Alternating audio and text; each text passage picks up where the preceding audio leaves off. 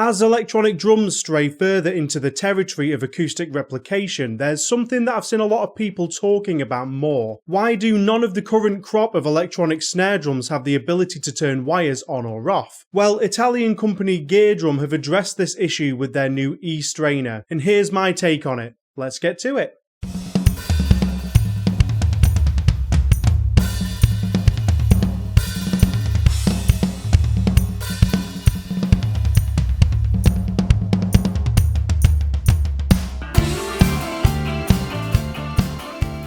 Hey, welcome back to the eDrum Workshop. I'm Luke and I hope you're having a great day. If you like anything to do with electronic or hybrid drums, be sure to hit that subscribe button and the notification bell. That way you can stay up to date with any of my other reviews, news, discussions or tutorials. Today I'm reviewing the E-Strainer by eDrum. Full disclosure, they've sent me this after seeing my Snares Off tutorial videos, and I can either send it back to them with no charge for the unit, just my own postage costs, or if I wanted to keep it, I could purchase it from them at the full retail price minus shipping. Spoiler alert, I actually will be buying it from them, but we'll get into whether or not it's the right choice for you in this review. So I received the unit a few weeks ago and it's a very well made compact little device. The body is fully plastic, the throw-off mechanism is very smooth, it doesn't click and hold in place like I kind of expected it to do, but it's typically pretty easy to tell whether it's in the open or closed position, and it has a very faint click as you move it between them. It also has a rubber backing on it so that it doesn't leave any marks or damage on the shell. The smoothness of the mechanism has presented one problem which I'm going to get into later on. And of course the way that it works is a little bit different to an acoustic one, as most things in the electronic drum world are. Because this isn't a manufacturer device that's been designed with a module and its features in mind, it only offers the two defined positions of open and close. And that's because what happens when you move it up and down is it actually swaps between two separate outputs. So the E-Strainer has two ready wired outputs in the form of mini jack cables. And this presents the first minor hitch for some people. You're going to need female 1/8 inch to male 1/4 inch jack connectors. If you have some of these cables already, you're good to go. If not, this is something that you need to factor in. Fortunately, since receiving my unit, eDrum have told me that there will be the option to add these cables onto your order for an additional €20, so that's a pretty simple solution. They went with this option to keep the size of the unit down, and I can understand that, but it's just another thing to keep in mind in terms of cost. And of course, adding up all of these connectors can create more failure points within the chain. Using cheap cables and adapters won't give you very secure connections and could be very unreliable. Now, in terms of connecting this to your trigger, there's a few options. They mount to the vent hole with a 10mm minimum diameter, so that should fit most standard vent holes. After that, you can choose between different input types. The one that I have connects to the trigger with a 3.5mm or 1/8 inch jack. You can also pick to add a 6.35mm or 1/4 inch jack adapter onto this. eDrum's own triggers are designed this way, so that means it just replaces either the original box or the barrel jack that came with your trigger, but most other triggers that you buy won't be. So the other two options that they give allow for compatibility with other triggers. You can have the input jack located on the opposite side to the output jack, like on this picture, instead of going through the back. And then you can have that with either just the mini jack input, or you can choose to add the large jack adapter to this. So it will hook up to pretty much any other standard trigger on the market with this method, and I'm sure that eDrum would be happy to advise on the best option for you when you're placing an order. And as I said in my eDrum 3CS trigger review, I think that's a very sleek and functional design, and I like that it's non-destructive. So going back to the functionality, this is going to take up two inputs on your module. One of these no doubt will be your snare input, and then the other one will be whichever one you want to assign a Snares Off sound to. There's no other module side interactions going on, so you can't achieve anything like half on, half off, or loosening or tightening the wires, which makes sense. And that's pretty much it as far as that goes. The rest of it's taken care of by your trigger and your module. I've been testing this out on my Pearl Mimic Pro and my Roland TD50, and it works really well. In terms of how it works with pretty much any module, it's simple, fast and effective.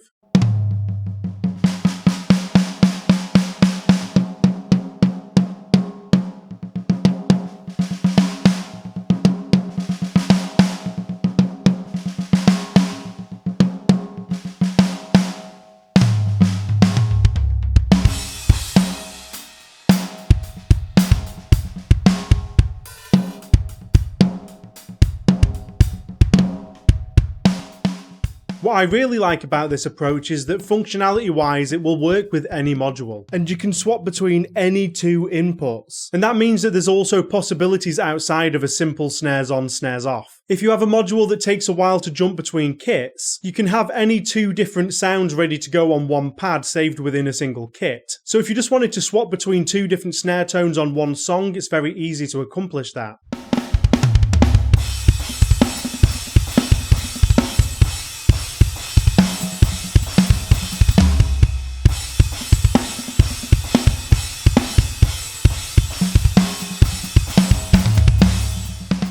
And even if you do have a module that does fast kit changes like a Roland module, you don't need to have doubles of the same kit just with a different snare to swap to. I've been playing around with different ideas like swapping between an acoustic snare and an electronic snare, and that works really well.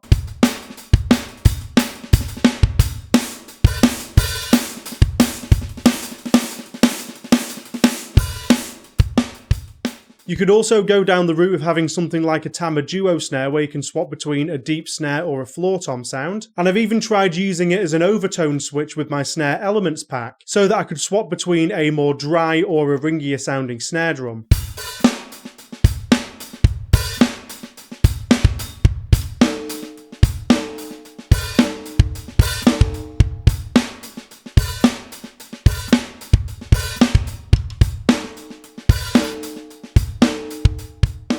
So like any of the electronic implementations of acoustic ideas, you're not limited by the physical boundaries of the instrument. You can swap between pretty much anything that you can imagine. Of course, another consideration to keep in mind is setting up the triggers. You need to make sure that both of your trigger inputs are configured the same way so that you get consistency between the two. And in terms of limitations to this approach, you'll have to be happy with the fact that one of your trigger inputs are going to be taken up by what is only an alternative sound for one pad. If you're the kind of drummer who's already maxed out your inputs, that might be a problem for you to sacrifice one. And I suppose that another limitation, which totally isn't eDrum's fault at all, is the fact that many of the current crop of modules don't come with snares off sounds in them. But as long-time viewers will be aware, there are workarounds to doing this, and I've put out tutorials for both the TD50 and the Mimic Pro, so go check those out if you want to learn how to do it. And also, some of the kits that I sell on my store come with snares off variations too. Now, the one small mechanical issue that I've run into while playtesting that I mentioned earlier is that when I've got the strainer set to the open position,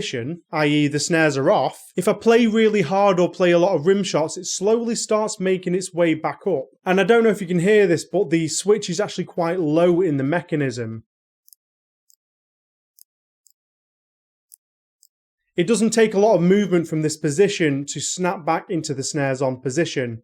And unfortunately, as you can see, it is quite loose. I have sent a message to eDrum about this and I'm waiting to hear back from them.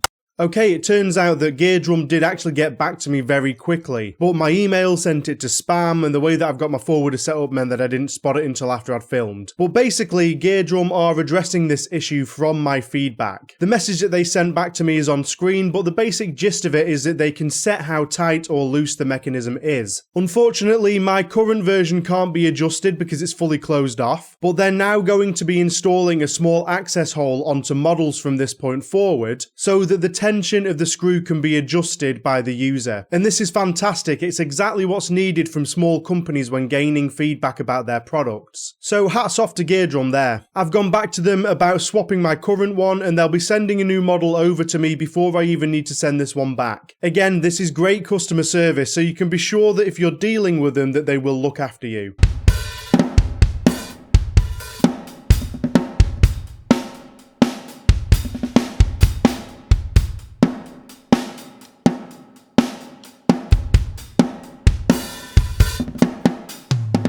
So overall, is this worth buying? As with pretty much every electronic drum product, it depends. It's probably a pretty niche product in the eDrum space. So if these functions appeal to you, then it's definitely worth it, but I think you'll know yourself whether this is something you're likely to use or not. It works really well, and I'm very happy with mine, bar the couple of issues that I've talked about. I find it really fun to use, and the fact that I can now swap to a snares off sound without swapping between kits is really valuable to me. And I found it really interesting to play around with the other sounds too. It's being sold at €63.25 with the shipping costs on top, which I think is a fair price because it's built well and it does what it sets out to do. But of course, course, you do need to keep in mind whether or not you need to add the cables on too, so that could inflate the price a little bit. And if you know that this is something you want or you will use, then the price is definitely low enough to be worth buying. But I think that the price is just on the top end of that impulse novelty buy price range, so if you're on the fence about whether or not it appeals to you, that might price you out. I could imagine that it would work really well on things like the 2-box drum it range and the Elisa Strike, since you can import your own samples, but of course I haven't had any chance to actually test those. If you are interested in this and you have a TD50, 3 of the kits that I have up on my store at the moment have snares off variations, and if you have a Mimic Pro, the kits that are going up soon will also have snares off variations in those too. So you won't be short of sounds to use if you do happen to buy one. So what do you think of the E-Strainer? Is this the kind of product that you've been waiting for, or do you not really see a need for it in the eDrum space? I personally think that this is something that manufacturers should already be offering themselves, especially brands like Roland when they've got a digital snare. That would be perfect for this kind of function. But maybe you feel differently, so let me know down in the comments. If you enjoyed the review, please pop a like on it, subscribe to the channel if you want more, and there's a couple of other videos up on the screen for you to check out if you fancy it. And last week I hit over 1,000 subscribers, which is amazing. Thank you so much for your support, and here's to the next 1,000. I'll see you in the next video. Cheers.